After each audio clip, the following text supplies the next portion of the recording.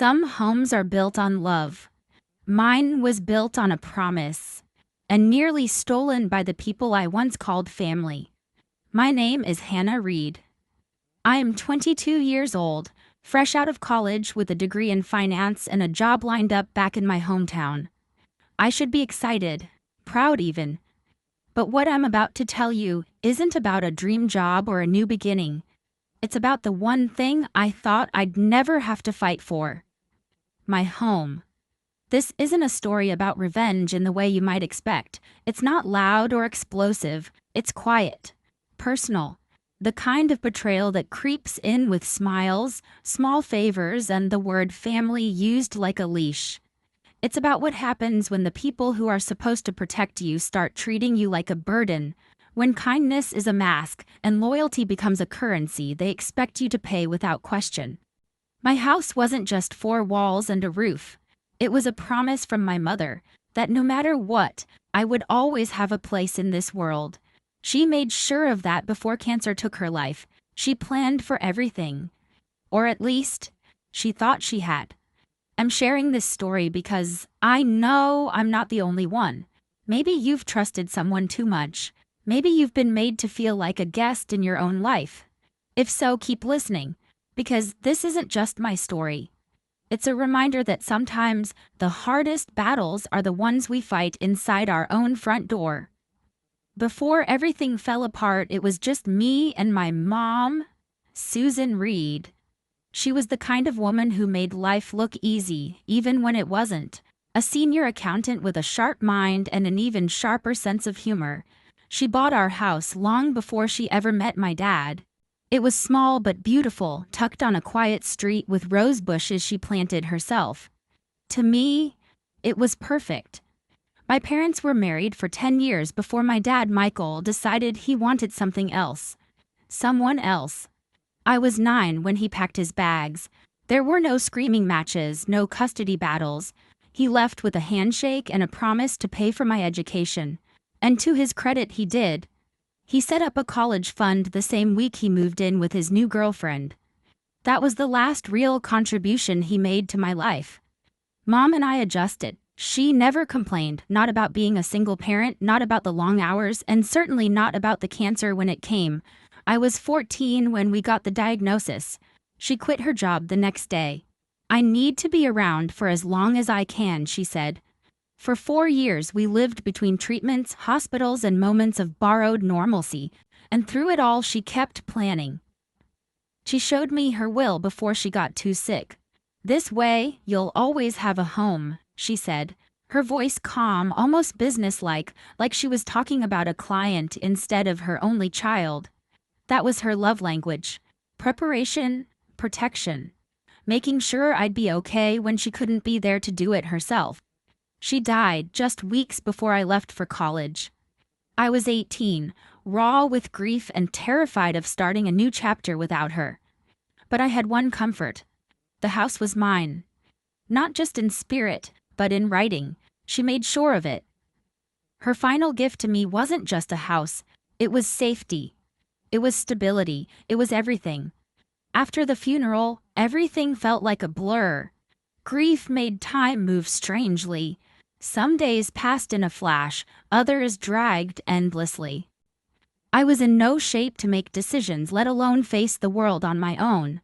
That's when my dad, Michael, did something unexpected. He showed up at the house with his wife, Karen, and their daughter, Emily, who was 10 at the time. "We're here to help you through this," he said, putting an arm around me. Karen nodded, wearing the kind of smile that didn't reach her eyes. I was too exhausted, too emotionally drained to argue. A part of me was even grateful. For a moment, it felt like someone had stepped in to catch me before I completely fell apart. They stayed with me through the summer. Karen took over cooking and cleaning, while Emily wandered the house like it was her personal playground. It was odd, but I let it slide.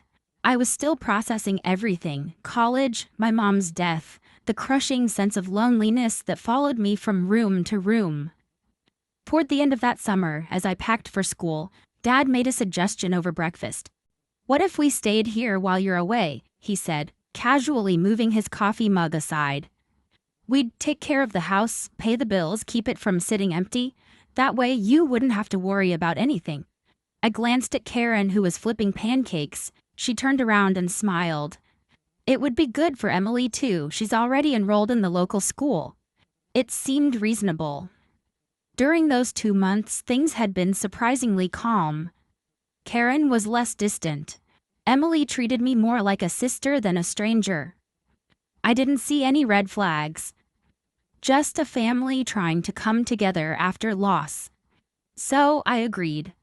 I packed away my mother's belongings, keeping the most precious items in my room and storing the rest in the attic. When I left for college, I felt like I'd made the right choice. The house was in good hands, I thought. And besides, they were family. What could go wrong? College passed in a blur of lectures, deadlines, and late-night study sessions. But I always made time to come home during holidays and summer breaks. At first, those visits felt nice. Comfortable, even. Karen would cook these elaborate welcome-home meals. "I made your favorite lasagna," she'd say with a warm smile, as if she'd always known what I liked. Emily would drag me into her room to show off her latest drawings or fill me in on middle school gossip. Dad, meanwhile, acted like the doting father he had never really been when I was growing up. It was all so oddly wholesome. At Christmas, we'd decorate the tree together. Dad would lift Emily so she could place the star on top, while Karen and I playfully argued over whether tinsel was tacky or traditional. We'd sip hot cocoa in the living room, and for brief moments, I could almost believe this was what family looked like. Summer breaks were longer, slower. Emily and I would go to the community pool or bake cookies in the kitchen. Karen started inviting me to her book club, and I'll admit we had a good time laughing over cheesy romance novels with the neighborhood moms. "You're really good with Emily," I once overheard Karen say to my dad. "It's nice having Hannah home." And I believed it. I called regularly during the semesters. Weekly phone calls with Dad to talk about classes, FaceTime chats with Emily, texts with Karen about the garden or something funny she'd seen at the grocery store. They kept me in the loop. I felt like I belonged, like we had rebuilt something real. In those years, the house didn't feel like mine. It felt like ours, a shared space where love was rebuilt, even after loss. I didn't think twice about it. Why would I? These were my people. They were taking care of my home, sure, but more than that, they were making it feel alive again. What I didn't know then was that while I was building a future, they were quietly rewriting the past. One holiday, one cooked meal, one subtle shift at a time. Because no matter how solid a foundation may seem, you never really know what's growing behind the walls. By the time I graduated, I had a job offer waiting back home at a financial firm called Carter & Blake. They'd interviewed me over Zoom and hired me on the spot. Everything felt like it was falling into place. I was ready to come home, to start the next chapter of my life. In the house my mother left me. I arrived on a sunny June afternoon. The taxi pulled up in front of the house, and I took a moment to breathe in the familiar scene. The rose bushes were in full bloom, though trimmed differently from how Mom had kept them. The lawn looked neat, and new curtains hung in the windows. Subtle changes, nothing major, but enough to remind me time had passed. I wheeled my suitcases up the walkway, smiling at the thought of sleeping in my own bed again. But when I reached for my keys and tried to unlock the door, something was off. The key wouldn't turn. I tried again. Still nothing. My heart sank as I jiggled the handle, hoping I was just tired or fumbling from the trip. But it was clear. The lock had been changed. Confused and a little annoyed, I knocked. It was the middle of the day. They had to be home. Karen opened the door, wearing an apron dusted with flour. Her face froze the moment she saw me. "Penna, what are you doing here?" "What do you mean?" I asked, dragging my suitcase over the threshold. "I live here." Behind her, I saw Emily sprawled on the couch, scrolling through her phone. My dad was in the recliner, my mom's old recliner, reading his tablet. Both looked just as stunned as Karen. "Why were the locks changed?" I asked, my voice steady but tight. Dad rubbed his neck, a nervous habit I'd known since childhood. Oh, there were some break-ins in the neighborhood. Just being cautious.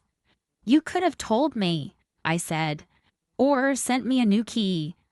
We weren't expecting you, Karen said, folding her arms.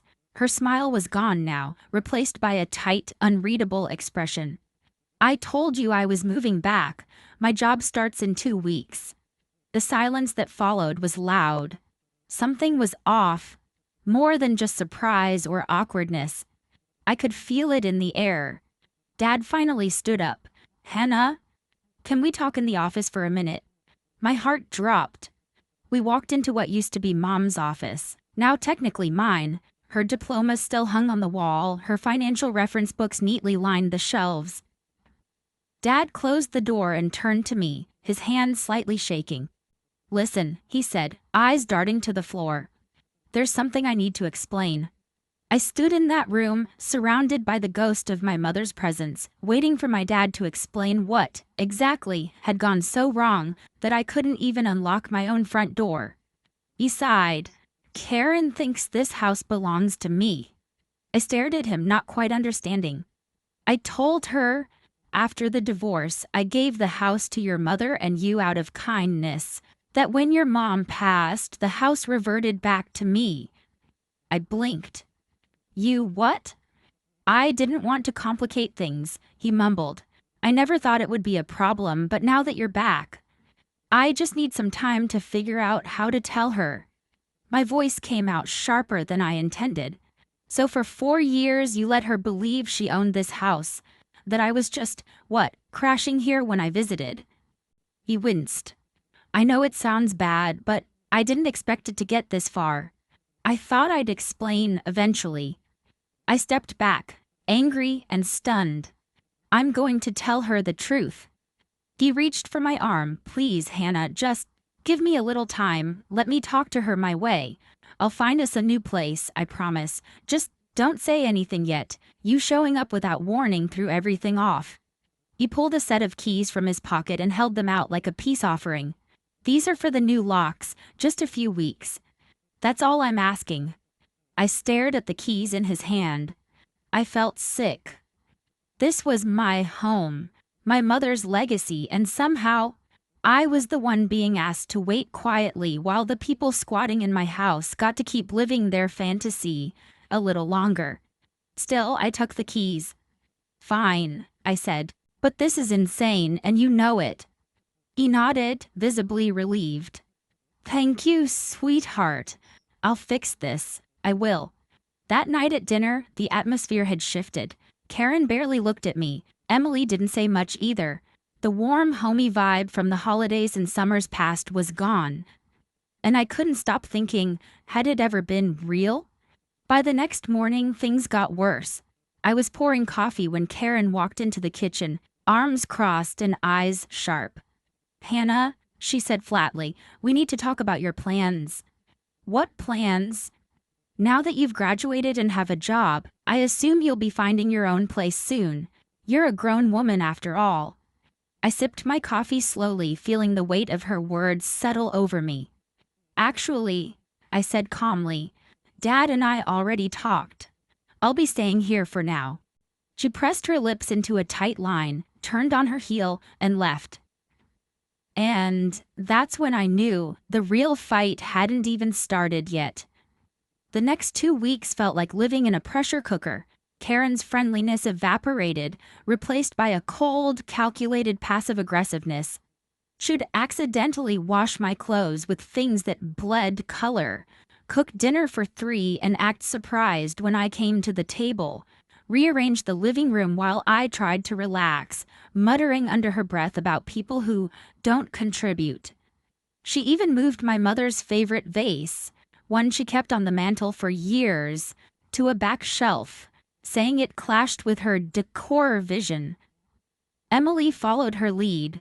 The little sister who once begged for my advice now rolled her eyes whenever I walked in the room. She stopped calling me Hannah and started referring to me as that girl when talking on the phone to her friends. Loudly. Despite the tension, I tried to focus on the good. My new job at Carter and Blake was about to start. I visited the office, met my team, and even made a friend, Sarah, from the risk management department. We grabbed lunch a few times, and I started to feel like maybe I could make this work. Then came Saturday. I woke up to a silent house. No Karen in the kitchen, no Emily's music, no sports commentary from Dad's TV. The car was gone. Their rooms were suspiciously neat, as if staged for an open house. At first, I thought maybe they'd gone out for breakfast. But when I called Dad, his phone went straight to voicemail. Then I tried Karen. She answered on the fourth ring, sounding irritated. In the background, I heard waves and tropical music. "What do you want?" "I just woke up and no one's here," I said, confused. "Where are you?" She laughed. Not kindly. "Oh, didn't we tell you we're in the Maldives? First-class flights, luxury resort. We didn't mention it because we didn't want you tagging along, especially not on our dime." I was speechless. "You think you can just freeload in our house forever?" She spat. "You're not our responsibility, Hannah. You never were. When we get back, I want you gone." Then, as if twisting the knife, she added, "And don't bother calling your father. He agrees with me. He's just too spineless to tell you himself." The line went dead.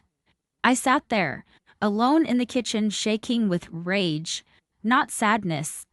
They thought they could erase me from my own home. They were wrong. But I didn't cry. Not this time. Instead, I stood up, poured out the rest of my cold coffee, and started packing. Not my things, theirs. Perrin's luxury handbags, Emily's school projects, Dad's golf clubs, they all went into boxes. Everything they had brought into my mother's house was packed up, labeled, and stacked neatly in the garage by the end of the day. I didn't rush. I took my time. Every taped-up box felt like a small victory. That evening, I called a 24-hour locksmith. He came within the hour. I had every lock in the house changed. Front door, back door, garage, everything. It wasn't cheap, but for the first time in weeks, I felt safe again. I handed him my credit card and took the new set of keys like they were armor. I slept in my old room that night, surrounded by everything that felt familiar, everything that mattered. I didn't hear from them. I didn't care. Monday morning, I started my job at Carter and Blake. I kept my head down, worked hard, and found comfort in the quiet routine of adult life. No drama, no shouting, no tension waiting for me at home. Over the next 2 weeks, I reset the house. Karen's throw pillows were replaced. My mother's vase went back on the mantel. The kitchen was mine again. The garden, too. I planted new roses where hers used to bloom, in tribute and in defiance. Every corner I touched was like reclaiming a part of myself that had been slowly erased. But I knew this wasn't over. I knew the day would come when they returned from paradise, suitcases in hand, expecting everything to be just the way they left it. They had no idea I'd changed everything, including myself. That Friday, just after 6 p.m., I pulled into the driveway and saw them waiting. Karen stood by the front steps, arms crossed and red-faced. Dad looked tired, almost wilted. Emily hovered near the car, silent, her arms folded tight across her chest. Their luggage was still in the trunk. As I stepped out of my car, Karen launched into it. "How dare you change the locks? You can't just lock us out of our own house." I didn't say a word. I walked right past her and unlocked the door with my new keys. The satisfying click of the bolt sliding open felt like justice. "We're calling the police," Karen shouted. "This is breaking and entering." I turned around, calm and steady. "No, Karen, it's not. This house belongs to me. My mother bought it before she even met my dad. She left it to me in her will. You've been living here because I allowed it. Temporarily." Karen blinked, stunned. "Michael, tell her she's lying."